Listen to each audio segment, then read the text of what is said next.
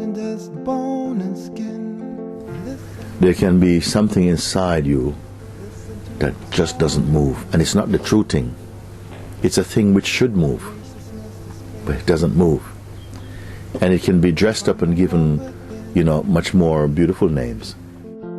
A concrete brick, a stone. The song they sing is, heaven is my home. Heaven. Heaven is my home. Heaven. I have observed that sometimes with people who, they've been to satsang, but I feel they never really were in satsang.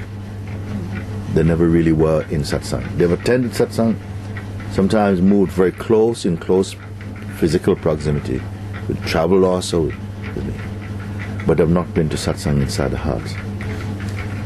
Something was kept, a division was kept inside, something was not surrendered.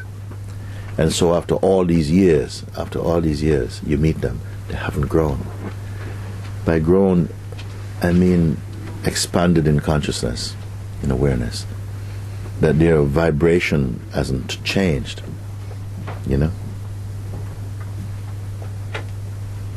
And this is, I can say things like it's a bit of a sad thing. It is on some level a bit of a sadness, I think. Because it's almost as though your mind will not give up unless you give the mind up, in a sense. When I say give it up, I mean give up who you are in your mind. You have to give up. Otherwise, you will speak different things, but you will not change inside. You will not have melted into that sweetness that comes when you are really aware of the truth. I used to say, a person cannot change a person. Only grace and God can change you. But you have to be humble. And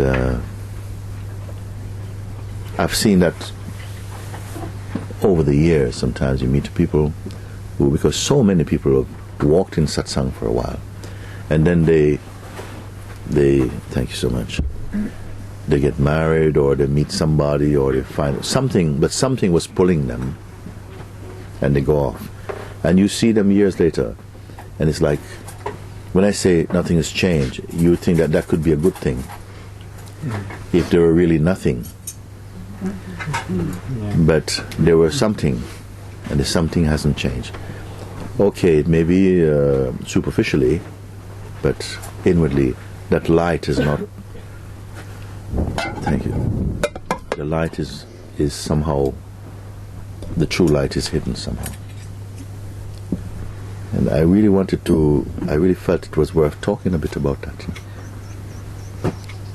That I encourage people, to pour yourself completely in, to empty your bottle completely into that ocean of being.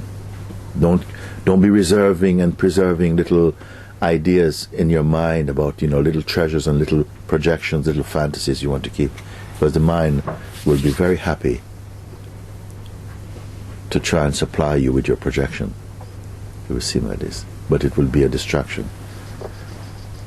And it is so often seen amongst people, especially if somebody, regard you like a friend or something like this. That's the kind of attitude people come, like, you're my friend or something. Mm-hmm. And this is why I said, when Papaji said, I have no friends and I don't want any, it had such a tremendous impact.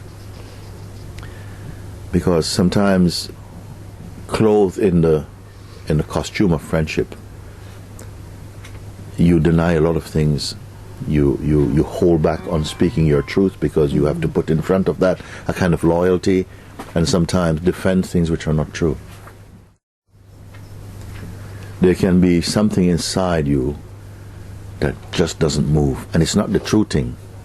It's a thing which should move, but it doesn't move. And it can be dressed up and given, much more beautiful names, but it's still the same old regime, and is not moving, because sometimes we are gaining sometimes we are gaining some kind of benefit out of it or something like that. And we don't shift. We are protecting something. And that can keep you being stale for lifetimes if you don't catch it. For a lifetime it can keep you stale. There's some people who are really, really averse to change and don't want. They have an idea inside. But the things which are in the realm of the changeful, change must happen. Change is health. And if you get stuck into any sort of like vasana, any sort of identity, and you don't identify it, you see, you end up with this kind of presence, which is a stale presence. You can talk about satsang, you can reminisce, but you won't shine.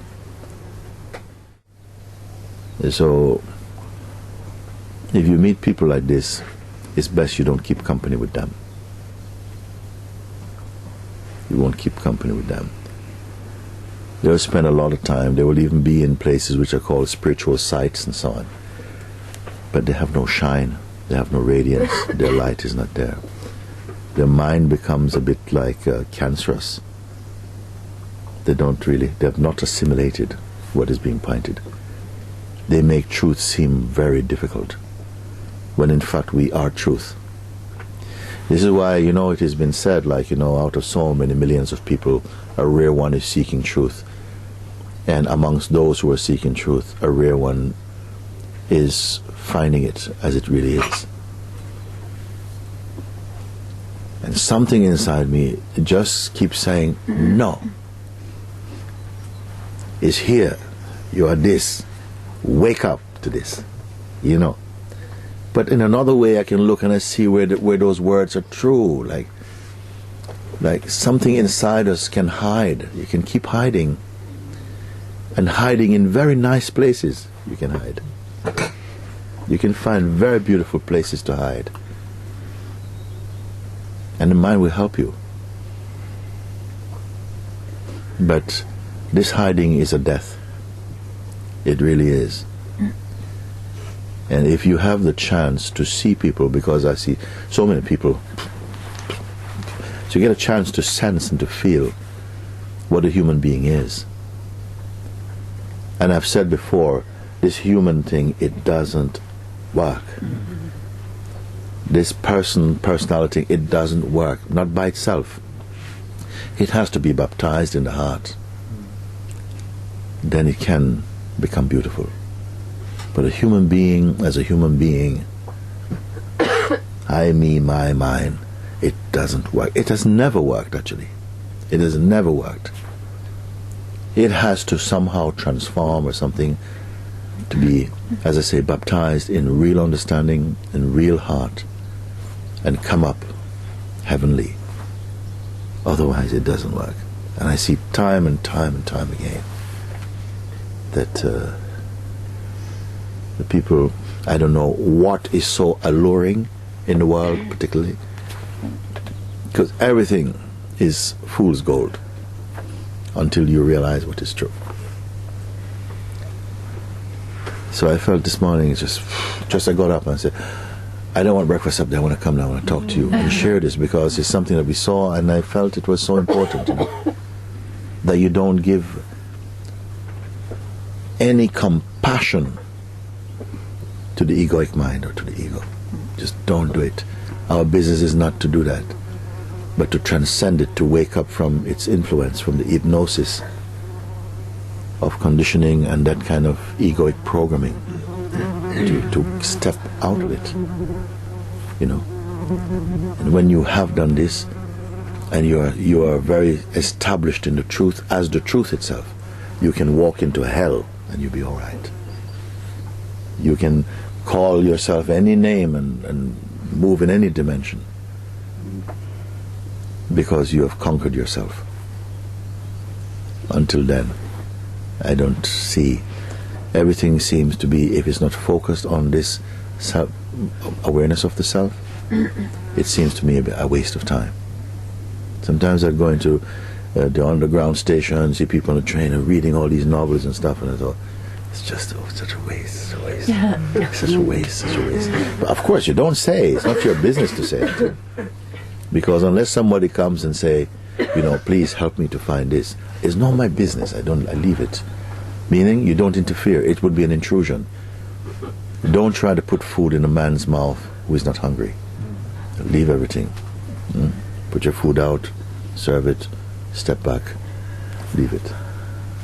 So I just wanted to share this with you, because I would not like to see a single person here fall into that abyss.